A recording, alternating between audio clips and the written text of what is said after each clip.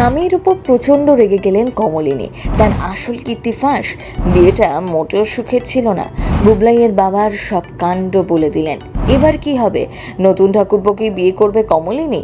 শাশুড়ি আদৌ মেনে নেবে তো? এদিকে বর্ষার ভোল বদল। চিরসখা সিরিয়ালে হচ্ছেটা কি বলুন তো? আগামী এপিসোডে কি হতে চলেছে? কমলিনীকে তার স্বামী একই প্রশ্ন করতে থাকে, কেন কমলিনী সিঁদুর পরতে চাইছে না, কেন রঙিন শাড়ি পরে আবার স্বামীর সাথে সংসার করতে চাইছে না। কমলিনী স্পষ্ট করে প্রথমে কিছুই বলতে চায় না। এদিকে মিটেল বুঝতে পারে কমলিনী নতুনকে ভালোবাসে, তাই নতুন করে আবার তার স্বামীর সাথে সংসার শুরু করতে চাইছে না। মিটেল তো সবার সামনে এই কথা বলতেও পারছে না। এদিকে নতুন চায় কমলিনী আর চন্দ্রের ধুমধাম করে বিয়ে হোক। কমলিনী আবার চন্দ্রের সাথে নতুনভাবে সংসার শুরু করুক। কমলিনী এরপর বাধ্য হয়ে সকলকে বলে সে নতুন করে আর সংসার সাজতে পারবে না। যদি কেউ তার বিষয়ে তাকে জোর করে, তার অনুমতির বাইরে গিয়ে কোনো কাজ করতে যায়, তাহলে কমলিনী সেই মুহূর্তে বাড়ি থেকে বেরিয়ে যাবে। কমলিনী মুখে এই সমস্ত কথা শুনে সকলেই অবাক হয়ে যায়। বুঝতেই পারে না হঠাৎ কি হয়েছে, কেন তার বিশাল পরিবর্তন।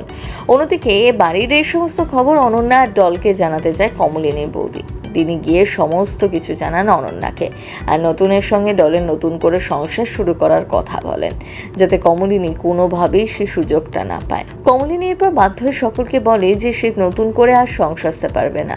এদিকে বাড়িতে তো প্রতিদিন কমলিনী আর চন্দ্রের বিয়ে নিয়ে অশান্তি লেগেই রয়েছে। সকলেই চাইছে তারা আগের জীবনে ফিরে আসুক। এদিকে নতুনের বুক কষ্টে ফেটে যাচ্ছে। কমলিনী এবার আইনি সাহায্য নেবে বলে জানিয়ে দেয়। তারা চন্দ্রের মধ্যে যে প্রথম থেকেই সম্পর্ক ভালো ছিল না, সেটাও সকলের সামনে জানিয়ে দেয় কমলিনী। আংটিটা ছুঁড়ে ফেলে দেয়। তার শাশুড়িকেও স্পষ্ট জানিয়ে দেয় তিনি যেন কমলিনীর বিষয়ে মাথা না ঘামান। এদিকে তার আচরণ দেখে বাড়ির সকলেই অবাক। যখনই বুবলাইয়ের সাথে তার শাশুড়ি একমত প্রকাশ করে, তাতেই আরও যেন ক্ষেপে ওঠেন কমলিনী। এমনকি নতুন কিছু বলতে গেলেও তাকে অপমান করে চুপ করিয়ে দেয়। এদিকে সম্প্রতি একটি এপিসোডে দেখা গিয়েছে নতুন ঠাকুরপো বৌঠান না ডেকে কমলিনী বলে ডেকেছে। সে ইতিমধ্যেই তার ভালোবাসার কথা জানিয়েছে বৌঠানকে। এদিকে কমলিনী এখনো নিজের কথা মুখ ফুটে বলতে পারেনি, কিন্তু দুজনেই জানেন দুজন দুজনের প্রতি কতটা নির্ভরশীল, কতটা ভালোবাসেন তারা।